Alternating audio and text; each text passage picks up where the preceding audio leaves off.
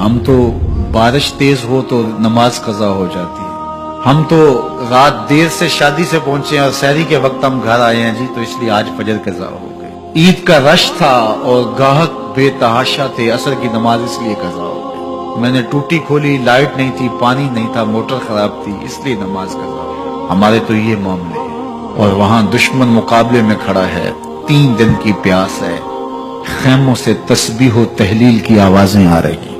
فجر کا وقت ہوا تو علی اکبر اذان دے رہے ہیں، کربلا کے صحرا نے وہ اذان سنی۔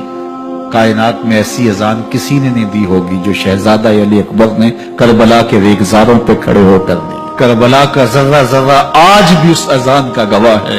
امامت حضرت امام حسین کرواتے ہیں، فجر کی نماز ادا ہوتی ہے ریت کے مسلوں پہ۔ بندے کے ساتھ یہ احساس جڑا ہو کہ میں کسی کا بندہ ہوں اور میرا کوئی معبود ہے، یہ جڑا ہوا احساس انسان کو بندگی کے دائرے سے کبھی باہر نہیں جانے دیتا۔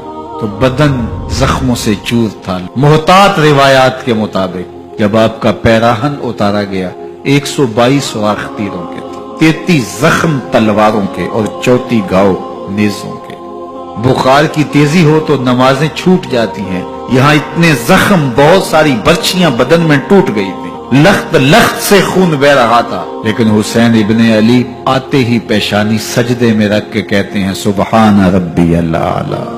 نماز قضا نہیں ہونے دی۔ مشکلات، حالات کی تلخیاں، پیاس کی شدت، مخدرات اسلام کے پردے کا خیال، 22,000 کا لشکر مقابل، 71 لاشیں اٹھا کے خیموں تک پہنچا چکے، کلیجہ زخمی، دل زخمی، لیکن وقت نماز کا آیا، بدن لہو لہو ہے، لیکن حسین نے سجدہ قضا نہیں ہونے دیا۔ اللہ اکبر۔ حسین ابن علی کے ماننے والوں، تمہارا سجدہ کیسے قضا ہو جاتا؟